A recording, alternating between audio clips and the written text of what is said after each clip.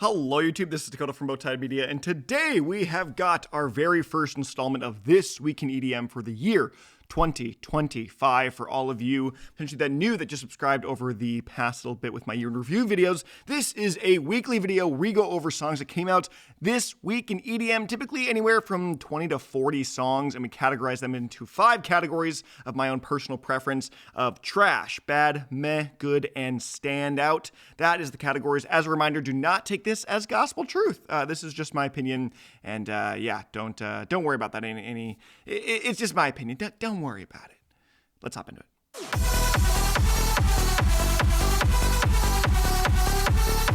And our first trash song of 2025 is Steve Aoki and Dr. Phunk with Love Game. Another completely useless track that adds no quality or creativity to the space whatsoever. It's a hardstyle remix of the Tetris soundtrack, and everything about it just reeks of ineptitude and carelessness.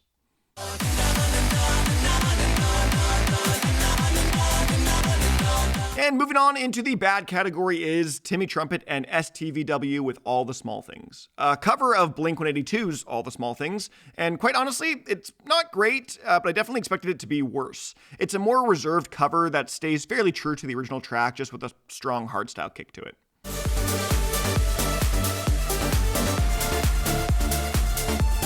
Then we got Armin van Buuren, Norma Martine, LAWRENT, and Alok with Euphoria. A very safe and commercial-leaning main stage track that has a lot of names attached to it, yet I can't really tell what anyone is really individually bringing to the track.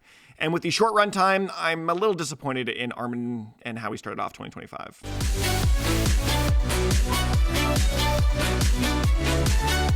Then we got Alan Walker featuring Faouzia with Last Song from the new Walker World of 2.0 album, and Faouzia is without a doubt the best part of this song. The instrumentation is strange and random at times. I actually think this is one of the strongest songs from this album, but man, it's not saying much.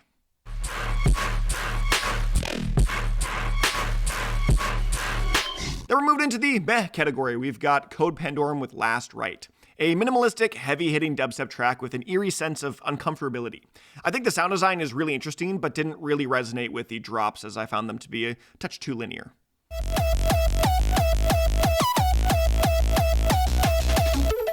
Then we got Glade Palling with Love and Hardcore. I think there are some fun production elements, a nice overall style of track, and great energy, but the song is just too short for me and really doesn't do a whole ton with it otherwise.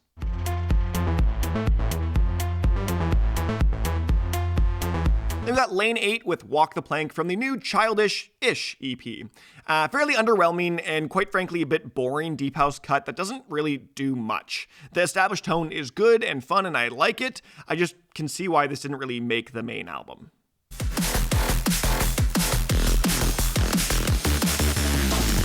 Then we got Pegboard Nerds and Sophon with Calling You. A nice light drum and bass song with some heavier, more drum step leaning elements. Overall though, a fairly safe track with not a whole ton of variety to really engage with.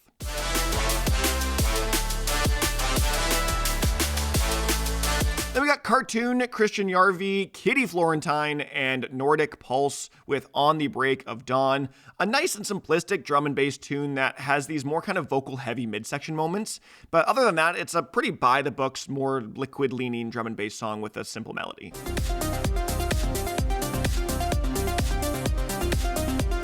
Then we got deadmau5 with Jupiter. A pretty underwhelming deadmau5 release, as this is a more like dense, moody, progressive house track that just doesn't have a ton of progression to it.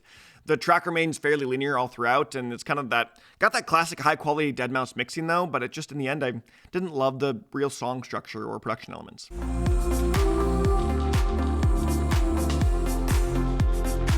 Then we're moving into the good tracks. We've got MYRNE and Shallou with Heal. A fairly typical melodic house tune with MYRNE's signature vocal style and Shallou's now seemingly signature drum work. The two do team up for a pretty typical track for their own standards, but together they do really elevate each other.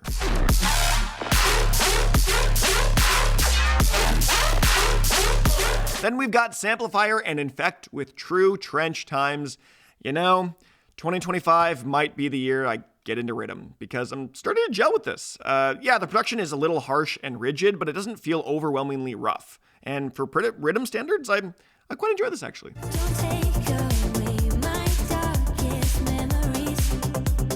Then we got Anyma and Ellie Goulding with Hypnotized, a pretty standard big room techno track from Anyma, just with a fantastic vocal feature from Ellie Goulding. I do think the mixing on her vocals were a bit too hot in the overall mix, but overall it's a pretty good tune.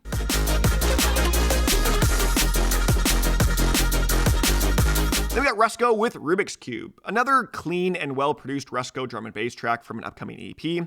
Nothing too out of the ordinary in the holistic drum and bass world, but some fun, playful production elements and a pretty grooving hook.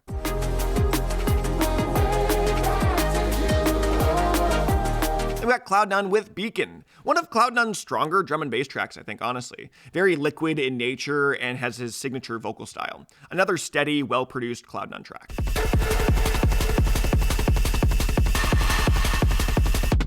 Then we got Silkro with Pitch Black, everything in color. If underground could be a genre, this might be it.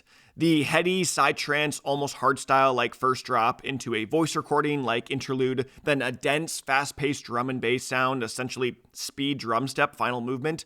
It's a pretty fantastic production holistically, and in all the areas around, I think everything just gelled well together, and I really enjoyed this one.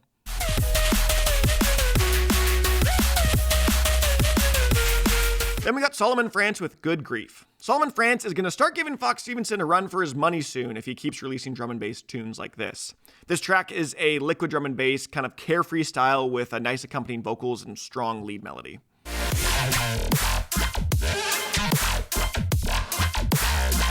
Then we got Temanite and Chime with Duck Step, a pretty fascinating, half memey, half real track that is quite fun. I think lands really well in the natural ecosystem of NCS and does a good job of balancing the kind of memey style of the ducks and the more harder styles of the dubs, or the step part, I should say.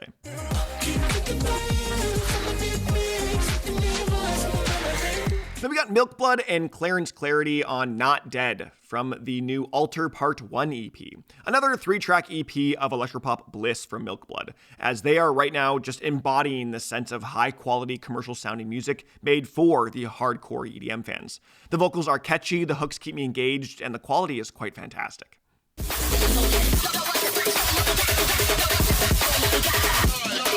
Then we got Splitter with Deadwire from the new For Your Mind EP. Splitter starts 2025 off with a bang of jam-packed underground-leaning dubstep tracks. This track in particular is a more hybrid trap-stylized one that has these pestering synths and a lot of really fantastic drum fills.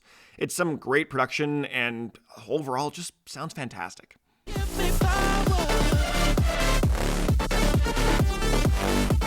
Then we got Nostalgics featuring Bipolar Sunshine with Power. This is just my favorite Nostalgics track, straight up. I think Bipolar Sunshine also brings the energy and vocal presence that complements the production a lot, but this is just also a song that really solidified what Nostalgics' core sound is for me, and that core sound is one I really appreciate.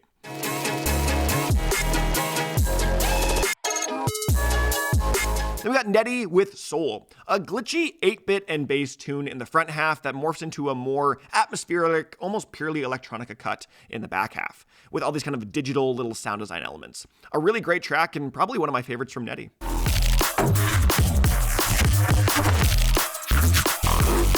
Then we got Tesseract with Two Turntables and The Mic from the EP of the same title.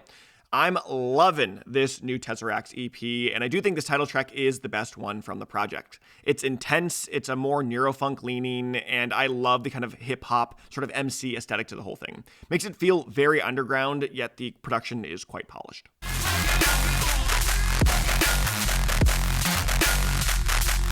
And we've got our first standout track of the year with Hex Cougar and Malix with Dream of You from the new Embody EP by Hex Cougar.